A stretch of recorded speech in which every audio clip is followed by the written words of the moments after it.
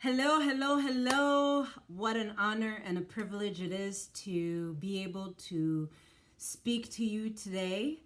I am just beyond excited, actually. And so, my reason for being beyond excited is because the topic of oneness is something that I'm so passionate about when it comes to coaching couples. And so, being able to talk about how to set that up from a financial standpoint to win together is something that just brings me joy.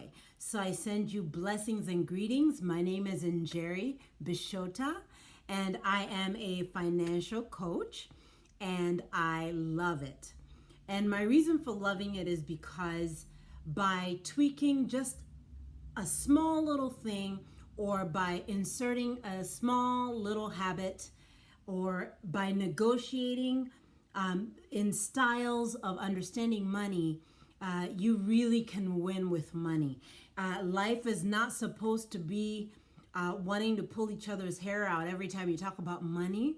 It's supposed to be, how do we work together to move forward our purpose, our calling. And if you don't know yet, just your existence, your mere existence, being able to be moved forward from a strong financial foundation as a couple. And of course, I have to, be mindful that there are people with unique situations. So I really hope that this will bless you holistically and truly light a fire under you to do better and be better, right? So the first thing that I will talk about today, because I have 3 points that will help you really become united as a couple. The first one is to talk about money. I know that sounds so basic, but you will be amazed how many couples I coach that do not talk about their money, yet they are married, and some share accounts, and some, all sorts of different situations, yet they don't talk about the money. A lot of times you have scenarios where one always takes care of the money and the other one just says, let them handle it. And you have scenarios where it's a battle, who owns it. And you have scenarios where you work well together, you kind of have figured it out, but you could do better. So I wanted to talk about that because you have to be intentional about that. It's not going to happen overnight. It's not going to mysteriously occur because you thought it. You actually have to plan for it. I ideally ask couples, or suggest that couples meet at a minimum once a month, at a minimum once a month, to kind of come to agreement of what the next month is going to look like. Because ideally, you should be walking into your month already knowing what that's going to look like.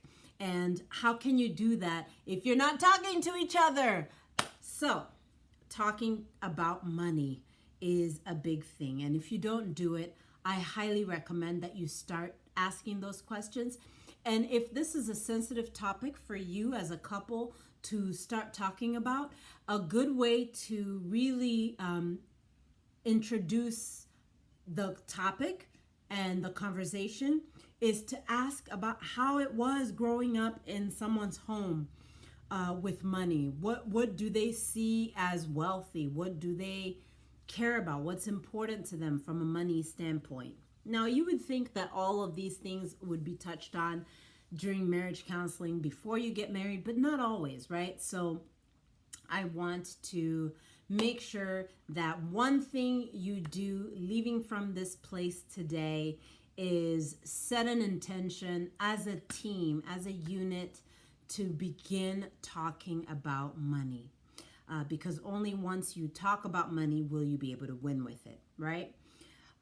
So as I was saying, one time a month at a minimum, and you can call that your budget setting date night. I have a friend who suggests that you do it in a public place so that there are no loud voices and anything gets crazy. If your partner suggests something, go on the budget, and you're like, oh, no, sorry, Bob, not that. But anyway, just speaking lightly about that. So, the second thing that I wanted to talk about is to look at the money and follow the plan. So, step one is let's talk about money, right? And that happens during a date night where you're setting the budget, you're going over what's important to you. You're really reviewing what priorities you have coming up for the month. The second thing that I'm mentioning as far as looking at the money and actually following the plan is that if you're going to take the time to talk about the money and come to terms with how you're going to spend your money or what's a priority for you as a couple, for the love of God, please follow the plan. Because let me tell you what happens. If one of you is all about planning and one of you is not, and the one that's all about planning follows the plan, and the other one doesn't, it will create havoc. It will create an imbalance in your relationship. And the whole goal of why you are here is to create oneness, right? So in the spirit of that, I encourage you that whatever you talk about when you finish doing step number one, which is talk about money, which includes setting that budget and figuring out where your money should go, look at the money and follow the plan. And again, when you finally talk about money and you decide what you're going to do with the money, it might take realistically up to 90 days of trying to figure it out, tweaking. Oh, I thought 200 was going to work here, but I think 100 will work just fine. Let's move this money to here. But you're communicating. You're communicating. And when you look at money from that standpoint, that it is something that you're able to easily win, it's able to really make things work. For women, knowing what's going on with the money gives ease and peace. And for you men, knowing where money goes, and it gives you that sense of control and leadership over your home. And so that's such an important thing to really harness and to really embrace. And I really encourage you to look at this from a positive light versus a dread and a hesitant, or, oh, I really don't want to talk about it. And a lot of the times when people don't want to talk about it, it's really that you're not facing the music, right? Either we need to make more money, or we are spending way too much on this, or let's say there are habits that need to be refined, aka I like to eat out when I'm depressed, or I go buy shoes when I feel like I need some cheering up. So working as a team to still meet some of those goals, but finding more positive ways of meeting those emotional needs other than splurging or mismanaging your money. Then 3 little steps that I have in mind that I actually set down was you have to participate. You have to participate. You cannot be a silent partner. And if you have a bully partner, you've got to let the other person have a say. It's awesome that you love managing the money, and it's awesome that it comes easily to you, but your partner needs to have a vote. They need to have a vote. If you want them to follow your plan, you need to include them in the plan. Even if it's a thing of you setting up the Excel spreadsheet, if that's your thing, and handing it over to them and letting them look at it, agree or disagree. And when they disagree with something, not looking at it as a personal attack, but they actually have a say. And for those of you who are disagreeing with something on the budget, you don't get to just disagree. You need to give an explanation and a support as to what you recommend instead, right? Like, it needs to be a relationship. It needs to be fluid. We are talking about money. I'll give this up if you give me the, like, it's a working partnership to bring that oneness, right? And so the other thing is, it is your job, each partner, to help. As in, if we say we're going to spend $200 on food, it is your job as a partner, a participating partner, to manage that. And if you see that something's going to go off, then you need to look and see, okay, I'll give up getting my nails done this week. I know. Did I just suggest that? Yes. Give up your nails for a week if you want to spend a little bit more in groceries. That's an option. So again, you see how that's kind of, nothing needs to be an emergency, but it needs to be something that you think through. What can I give up in order to gain X, right? And so as I was mentioning, as you're talking about the money and as you're looking at the money and as you're following the plan, if you see that you're coming up short every month, then there needs to be a discussion. Do I need to go for a promotion? Do I need to consider getting a second job? What do I love to do that I could do for free? And oh, by the way, there's someone out there that needs my services and I can now start that business that I've been wanting to start. There's so many things that can come from it when the money doesn't add up at the end of the month. It doesn't have to be this negative thing. It might actually just be a ding, ding, ding, ding, ding. Hey, so we're short here, and if we want to maintain this lifestyle, we've got to raise our income. And it might not be easy. I'm not saying it will be easy, but I know, and I know that you are resourceful because you made it here today. And so that tells me that you're in it to win it. Did I just say that? Yes, I did. You're in it to win it. So I don't want any excuses. I want you to come up with game plans, strategies. Just literally, when you ask yourself what else is possible, and you sit there and have this dialogue with your partner about this, you will just see God move in an amazing way as you honor each other, respectfully honoring each other, because at the end of the day, it's not your money. You were put here to serve a purpose, and the money that you have, you are a steward of it. God is the one that owns that money. So pray together about what that looks like. If it's an area of opportunity, if you have a challenge having those talks, if you're super sensitive, or if there are a lot of buttons that have been hit in the past, let this be a clean, fresh start, you know? And the other thing is, pain and fights cannot be your only motivation for change. You have to really be open to actually thriving together. Marriage, I know people say marriage is work, and it is. I've been there, done that, got the t-shirt. I can promise you it is work. Yes?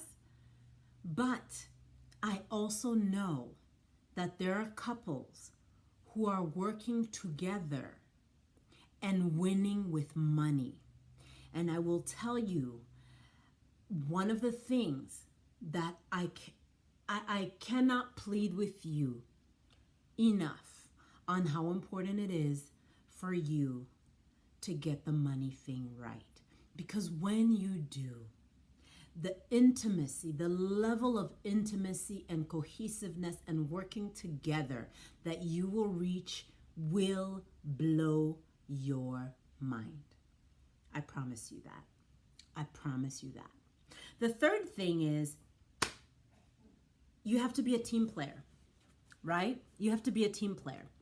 If marriage was a one-man sport, that would be one thing, but it's not. It takes two people, right? And so you have to figure out how to respectfully, and lovingly work it out, right? And so the third point that I wanted to touch on laying a solid foundation. So the first point was, oh, by the way, you have to talk about money. You have to talk about money. You have to talk about money. You can't put blind eyes? blind ears. Anyway, you understand what I mean. You can't just not pay attention. You have to pay attention. The second thing is you have to look at the money and follow the plan. Meaning, you guys are talking about it, you're making an agreement on what it's going to look like, then you have to follow it. It doesn't have to be perfect. It doesn't have to be to the penny, but it has to be around the concept that you agreed upon, right? So if you said we're spending 500 on X, Y, and Z, you can't go spending 800 on X, Y, and Z without reconvening and talking about it, right? So the third thing that I highly, highly suggest you do is that you decide to dream together. And let me tell you what happens when you decide to dream together. When you decide to dream together, you begin to see that this temporary sacrifice, again, remember I said it takes about 90 days to get on the same page, to iron out some of the kinks. And to some people, it might even take 6 months, because some of you just log on the app praying that a check doesn't clear today. And some of you, you swipe and you look and you hope that it clears. That is not a life to live. You need to know what you're doing with your money. You need to know in advance, and you need to have a game plan with that, right? So that is how you win with money. So when I say decide to dream together, what I'm talking about is, so maybe you're in a 1-bedroom apartment right now, and man, it's in a neighborhood that, every time you walk out, you're like, Lord, I wish I wasn't living in this neighborhood. I get it. Dream together. Decide, you know what, babe, how cool would it be if we were able to, hey, so where would you dream to live? Like, if you could live anywhere, what would that look like? And I mean, go to town, y'all. Go to town with it and just have fun.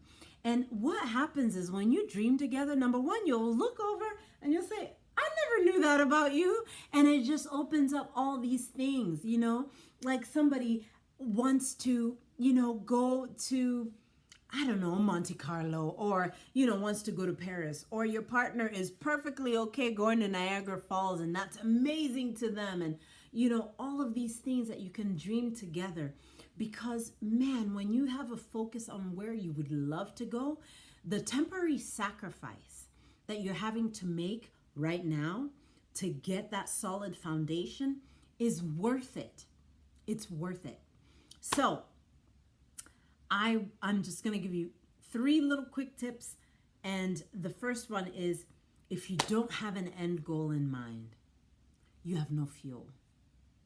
You have no fuel. Like I said, the pain of fighting should not be the fuel that keeps you, trying to work things out. It should be how well you dream together and the vision that you have for each other. And really, when you decide to dream together, that is when you start saying, man, if money were of no issue, what would we love to do right now? And thinking on that, and what would that look like, right?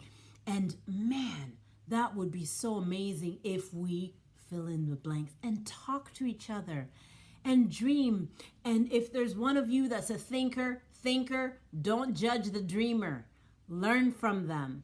It is in that dream that you really will be amazed, because man, when you power up your dreaming and you are willing to both go in it and do the sacrifice required to win, there's no limitations. I mean, there are no limitations to how far you'll go. So I hope that's a word to encourage you. I hope that you truly know that there is a way out of anything that you're in right now. If it's not in the perfect place, or in a better place, if you will, in a healthy place, there are steps, active steps that you can take. And I have some budget forms that I have shared with you that I find to be really good. They are very helpful, and believe it or not, even I use them still. So, we are never too perfect to relearn new ways and review forms over and over to refine how we approach money. A couple of books that I want to recommend.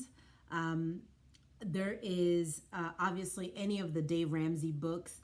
One of the ones that I would recommend for the dreaming piece, the step that I was saying, decide to dream together, is Everyday Millionaire. It's one of the Ramsey Solution books, and it is truly a awesome book. And that is my cue to wrap it up. So I hope this has been helpful. And, I will share the resources with CD and Melody. They'll give them to you. And I really, truly hope that it blesses you. God bless you guys. Have a good one. Bye.